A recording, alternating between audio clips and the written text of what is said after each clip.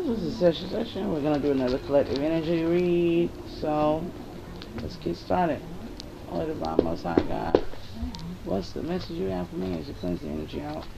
Any from the day and the previous reading.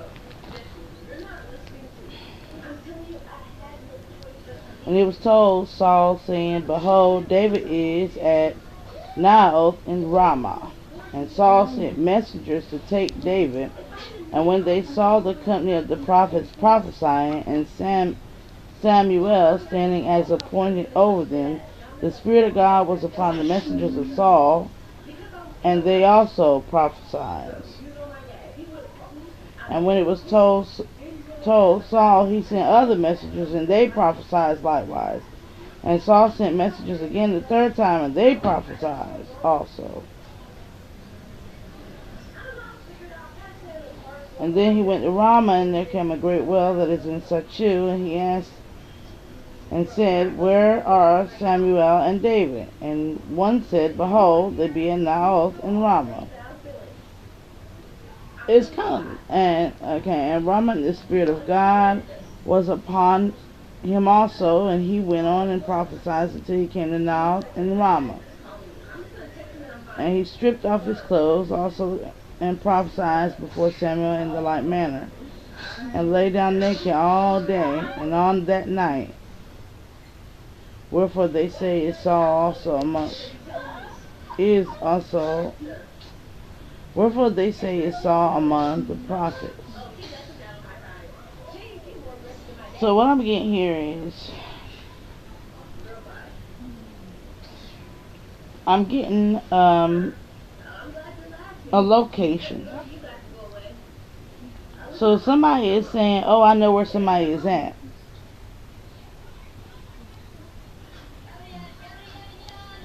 And this person is a Saul. This person is a divination abuser. So we have a divination abuser that has located somebody, and they're telling everybody where they're at.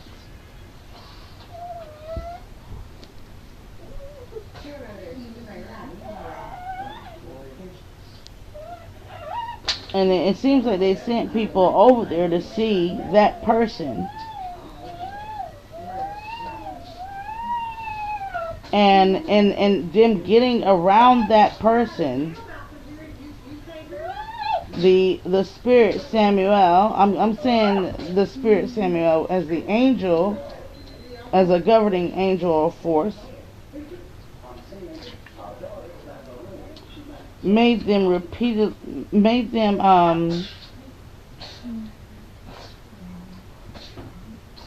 overwhelmed them. There's something that was overwhelmed them, so they continuously kept talking about something. Is what I'm seeing. So there's the energy of somebody repeatedly talking about you to others, and when they send others in, those people end up repeatedly talking about you to others, and so forth and so forth. You know, they're repeatedly talking about somebody, and then so we got a feminine here that's doing it, fake smiles and kissing ass. Somebody smells the roses or sees through a rose-colored lens.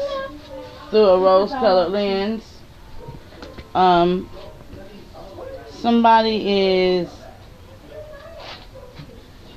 they're acting like they adore somebody, or they adore somebody and they have a gift for somebody, or like they don't have a problem. I'm here, I don't have a problem with her. Go check her out.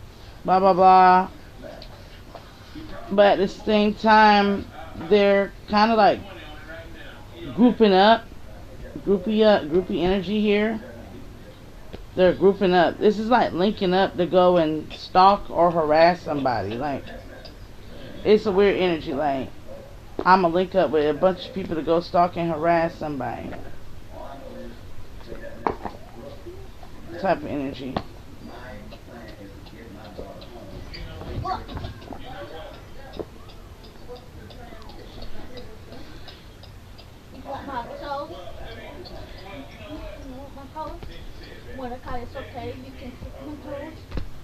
Mm, this is like snickering females laughing and kikiing and giggling and together in a group. They are fake toward each other, so I can get a different expression with the Four of Pentacles. It's a power play.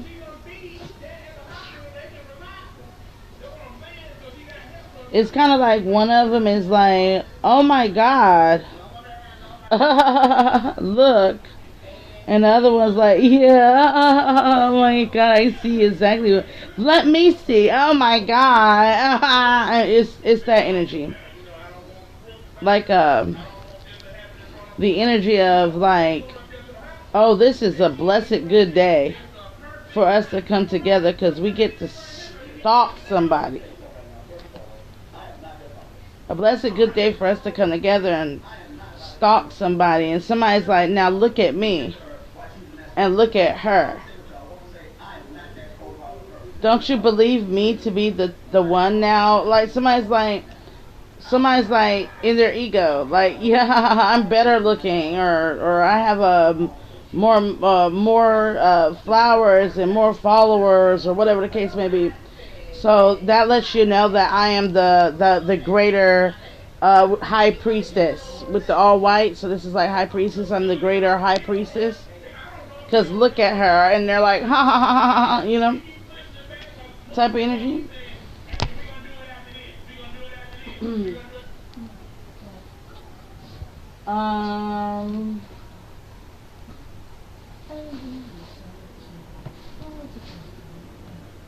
Let's see.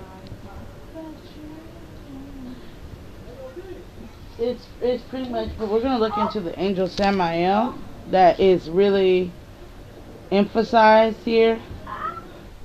Archangel Samael is in play. So Archangel Samael is Satan rose up against Israel and incited David to take census of Israel, to take account for them. So the dead, these people are seduced and to their own downfall, and they want to communicate on things that are no longer concerning them and shouldn't be concerning them. And they're also a coven, occult and magic. So these people are being lured by the severity of God, by an archangel, to their own downfall. They're laughing. They're laughing, and in a sorts.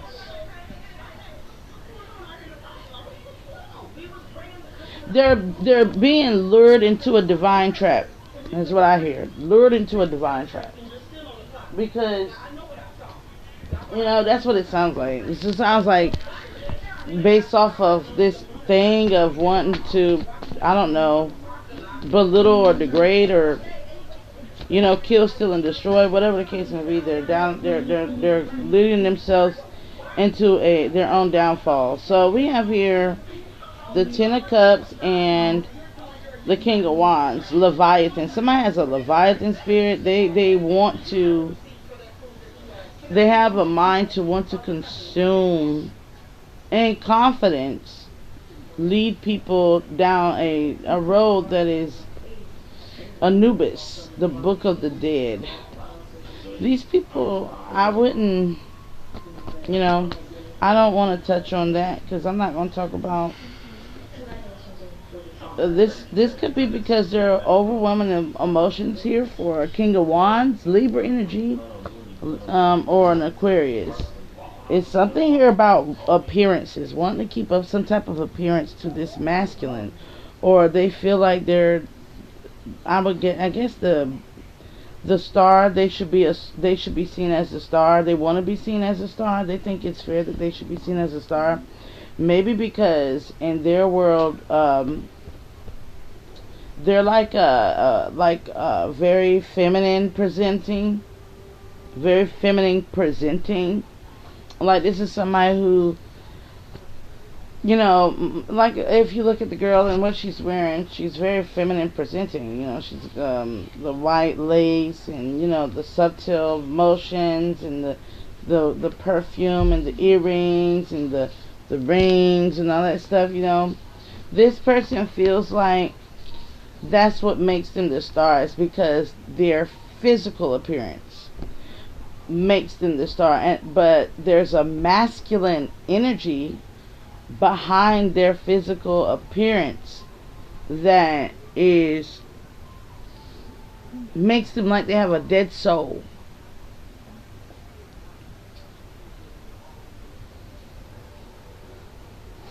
Anubis energy is what I'm talking about. Somebody's always they're always cocky, confident. I'm hearing like arrogance, whatever the case may be. Somebody's always arrogant. And you have this other feminine here, that could be a Libra or an Aquarius here, feminine energy, that's always looks at life like, if you win the battle, if you can beat somebody up or take them down. There's like one is like, if you can beat them up and take them down, that's what makes you a winner. And the other one is like, if you can present yourself as the dream girl for any guy, like Pussy Fairy, then that's what makes you a winner. But the energy that truly connects them is Jenny Green Teeth. Like predatorial, they predatorize connections. Like it's like a man predatorizing connections. This is kind of like, okay, let's think about like predatorizing connections. This is like only trying to hang out with people when they have money. You don't genuinely care about that person. You just want to be around that person because they have money. Or you want to be around that person, Page of Wands energy here, necromancy. You want to be around that person if they can satisfy your sexual desires. You only want to be around that person if they agree to everything that you say. And you only want to be around that person if they want to do the same things that you do, which is predatorize other angelic beings. Or people that they're not aware are angelic beings. With the Five of Wands, they're not even aware. They're not aware that that the physical nature of an angel might look humble and sweet, or in my case fat, whatever, ugly, whatever y'all want to call it. I don't care. But the spirits that protect in the back, in the case here, Samael, is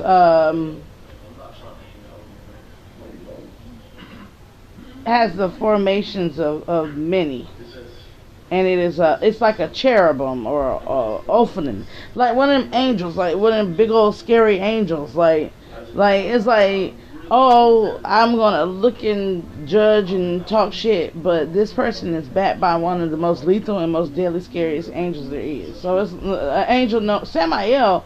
Many think Samael is the devil. I don't even work with Samael, and Samael is a Capricorn governing angel. I don't work with that angel because that's some intense ass energy, bro. People don't understand what a temperance angel is, or a chosen one, or a divine being. They think it's aesthetic. They think it's something that you gotta look like. They think it's something, a look. They think it's a look to it. So that's pretty much the message. This is like just the same thing. Somebody's a bunch of like, click, like what they call clicks, click energy. So we got a little click energy coming in, and this is for the click energy because there's 5 of them apparently. So we're gonna pull 5 cards. One for the lead, the head. One for the secondary in command. One for the third in command. One for the fourth in, well, the fourth and the fifth in command. And the last 3 of the messages are very important. So we're going to use this. Celestial wisdom. Tap into vast knowledge of the cosmos. The stars are offering you profound wisdom and insight to guide your path. Universal knowledge, cosmic insight, and divine understanding. So, the stars are the ones that offer you profound wisdom and insight into your own personal path so that you can have divine understanding and your own cosmic insight. And this is true. I think people want to be like, okay, I'm going to use celebrities because a lot of people fashion themselves to be baddies, right? And the baddie culture has a lot of the regular women really like jacked up and confused when it comes to what true confidence in a woman looks like. Because yeah, you can like Glorilla, right? Everybody love Glorilla, love her, but her personality is amazing. Her personality is humble. Her personality is respectful. She's not looking into other people. She's not studying other people.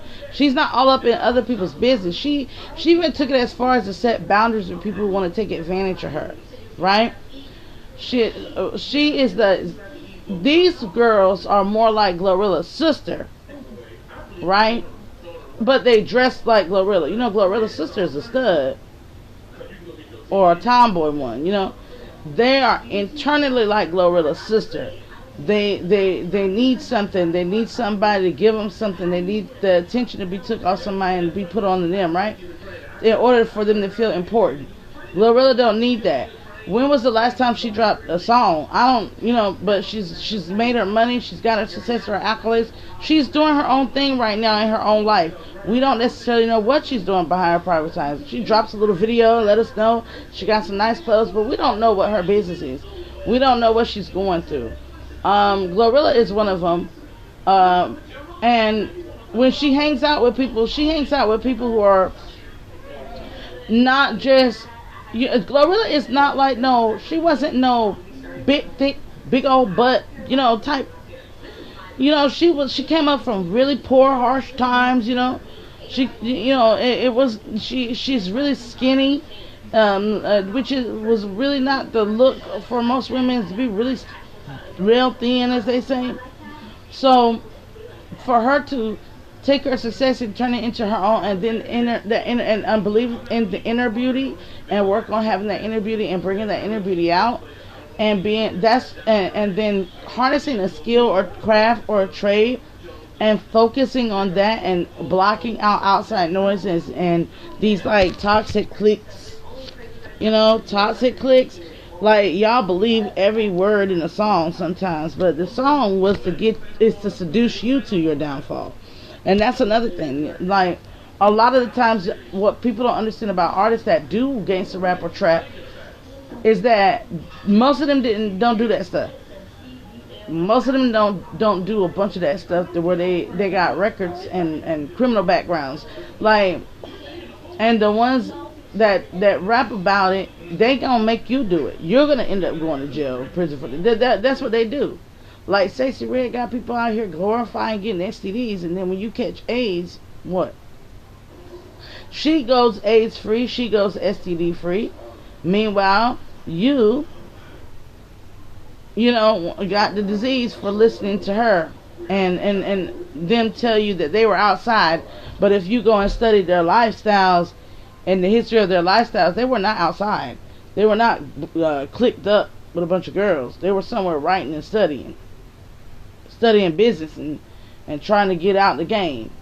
And they were not the most beautifulest girls. They were fat like Missy Elliott, skinny and having bodily conscious issues like Little Kim. Little Kim was pretty, but she never believed she was pretty. You had girls like that, weight problems, and like Lizzo and all types of stuff. Like, and these girls were probably told that they would never be successful, or they would never have this, or they would never have that, because they were not pretty in the sense of what Beyonce was pushing out. They were like, or whoever was already successful was pushing out. Viola Davis. Like these people, like they were probably told, no, you'll never be in the limelight. Nobody will ever see you. You'll never amount to nothing because you look funny.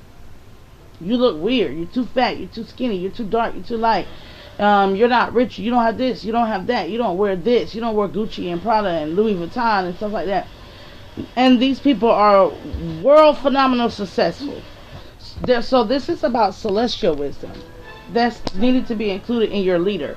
If she's going to lead you, if this person that is going to lead you, don't let her lead you to a world where you will destroy yourself with your own ego and then have to kiss ass.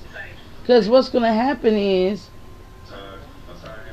out of the girls that you think are not going nowhere in life, one of them is bound to go somewhere in life, right? And then you'll be having to eat your words. On some real, eat your words. So, to the second in command, this is so you can have a shift in perspective, because you need to view life from a higher perspective to discover the hidden harmony and meaning, and spiritually evolve, expand your own vision and consciousness and expansion. There's something here about walking away from this leader of yours, because they're holding you back.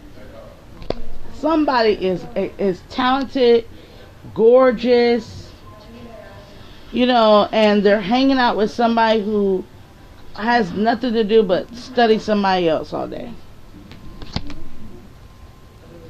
when they could go and be with individuals that are focused. So the next is we have two that came out simultaneously, so this could be two or one person that might this resonate. Serenity within. Find serenity within yourself. It's an unshakable foundation for facing life challenges. Inner stability. And the secrets of time. Time is not your enemy, but your ally. Everything unfolds at a perfect moment. Divine timing, right? Patience and trust. So this is about everything has its own point and challenge in life. Everyone goes through it. None of us are above it, right? All of us go through it. And time unfolds. So what you might see now being reflected through a camera lens or through a Facebook post or whatever way this person is stalking and looking, in time, it all shifts for everybody. So the ugly duckling was only the ugly duckling in its infant stages. It became the most beautiful swan as it got older. And swans are not pretty until they are well matured. The ugly duckling takes a while and then it breaks off, and it's a swan, but it's still fuzzy and it's not perfected, and then boom, out of nowhere it's the most beautifully smooth dove-like features, and it's so pretty, right? And it's, in this case, the ugly duckling was black. Of course, y'all remember the ugly duckling was black. So somebody could be looking at somebody and they don't know they're looking at the ugly duckling. They're looking at the ugly duckling that's going to be shamed and treated like they're nothing. But in time, when they come out to be ducks, this is going to be a swan. There's a difference. Some people are the goose in Duck Duck Goose. Nobody's you're looking at something, you're judging it by its physical appearance, but life continues. If the person dies, that makes them a legacy more beautiful than you will ever be. because people remember the character of a person and the impact of the love of a person when they die. So it's like, oh, I can laugh at you can laugh at somebody all day, but the way they impact an emotional heart, if they pass away, nobody's going to want to hear what the nastiness that comes out of your mouth after that. It's going to be quiet. We must respect the dead. If not, it's going to be a situation where every person that you talk nasty around that had a beautiful, profound memory with that person, share a beautiful, they're going to be too sad and too downtrodden, and the moment you come around and start wanting to make like somebody's this, that, and the third and deserves this, that, and the third, they're going to completely see the ugliness inside of you. So, and that's if so that wanting to kill somebody all the time, that it's always in the spiritual community, that wanting to unalive somebody with spell work, that will backfire against you every single time, because when you destroy a person who has a great heart in the world never forgets that person. We know Jesus Christ, right? Everybody knows Jesus Christ. Everybody knows Jesus Christ because he was a great being. And everybody cries and bereaves and prays and worships. And some people see him as the Messiah. Some people see him as a great prophet. Whatever means they see him as, they see him in this great way that has surpassed a whole bunch of time, to where if you speak bad on this being's name, you can get unalived. So it's just like, you can be prosecuted in certain places.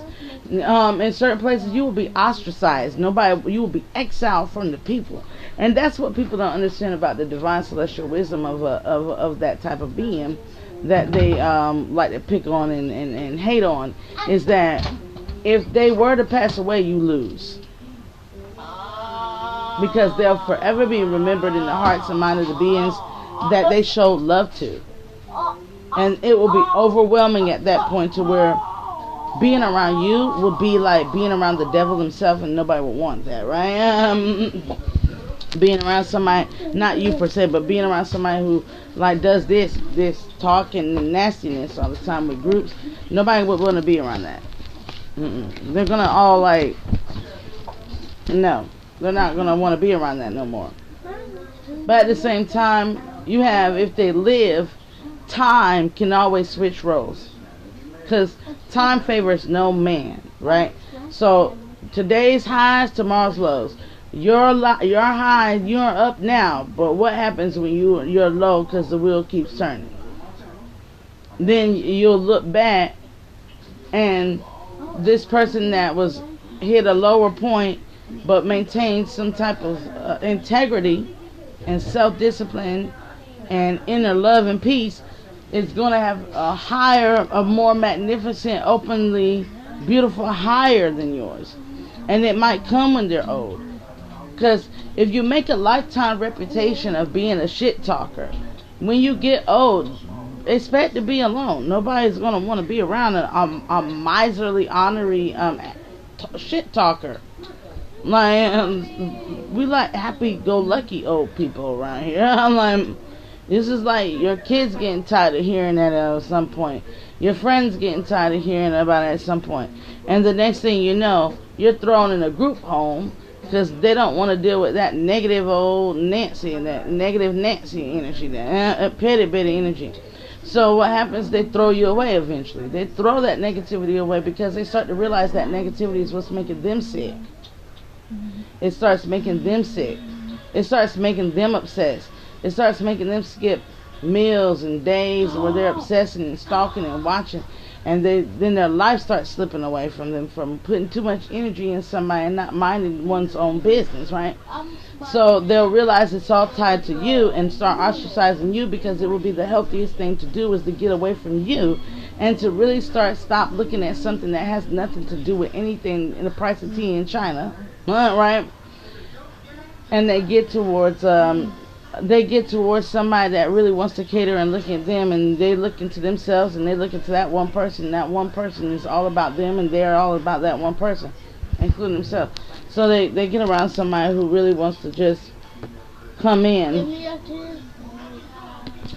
and help everything fall into place, right? They want somebody that comes in with the true light and dispels the confusion, offers the clarity and the insight, and they're going to follow that guidance over the guidance that's being offered right now from this head honcho. Because I don't know about you, but if I'm sitting there with my friends and we're sitting there obsessively gossiping and watching somebody's page, right? And then somebody comes along and is like, "What are you doing?" I'm like, "Oh, we obsessively watching and stalking somebody's page." I'm like, "You're not gonna say it verbatim that way, but." And that person said, "Well, damn, you could be out here getting money." I don't know about you, but I'm be like, "What you mean?" I'm like a minute, immediately. What you mean I could be out here getting money? Well, you could be out here getting money, but you want to hang out with your little friends, okay? Go ahead and hang out with your little friends and be broke, or go ahead and hang out with your friends and y'all do that and this and that and the third, and this fine person comes over and he or she wants to date you, but you're too busy watching somebody like the news over here with your friends that this person finds that so attractive, and then you find out that this person that you find attractive and you've been crushing on wants to date you, but you're so miserly and miserable and gossipy that you lost your chance with that person, you know? Or let's say you're not the lead here that would lose a chance with the better life, right? Because they're not minding themselves. Then one of y'all are going to be like, "Look, I don't know about you, but I'm about to go over here with this person," because all you offer is like egotistical shit, like gassing you up. 9 times out of 10, it's always gassing the leader up, right? Or validating your existence, or picking on that person so you can feel comfortable, you feel me, or you can feel superior, right? But this one over here is giving me like I can get foot massages and go to the pool and do fun things with this person, like they put a little something in my pocket. I'd rather be around them because at least there's a better benefit. There's always a better benefit that will come around and break these groups up.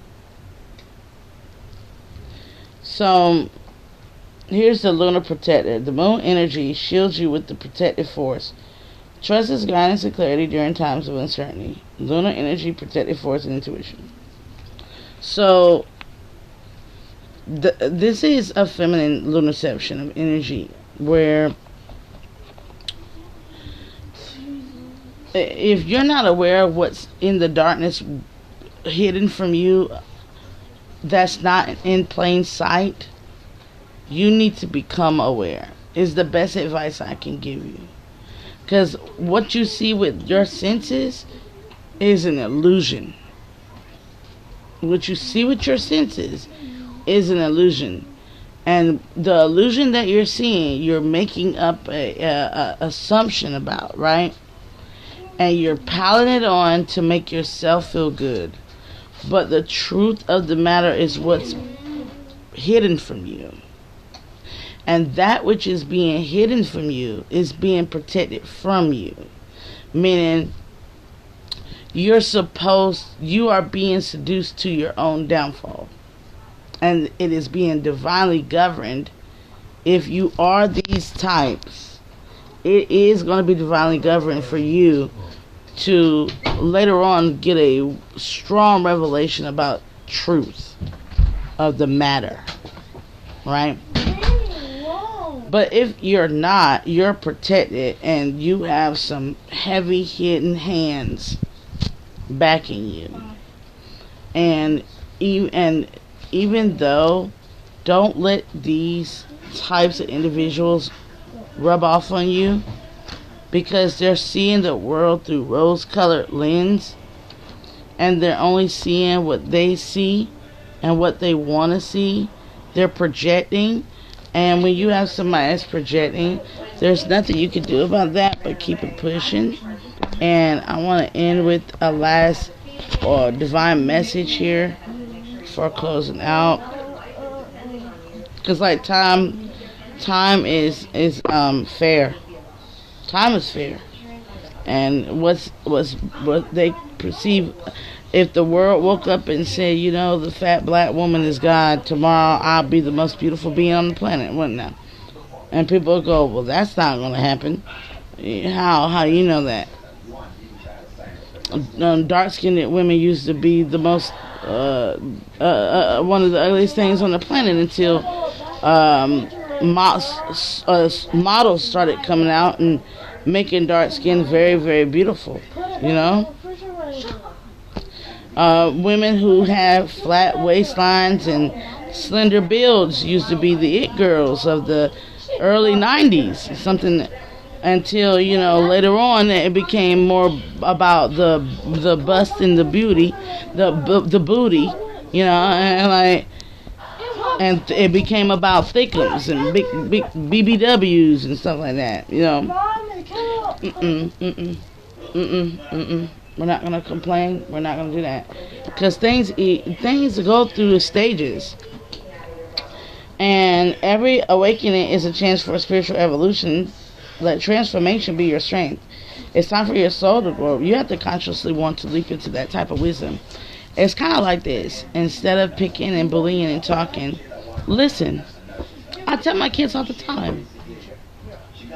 Be slow to speak and quick to listen. I'm going to leave it at that.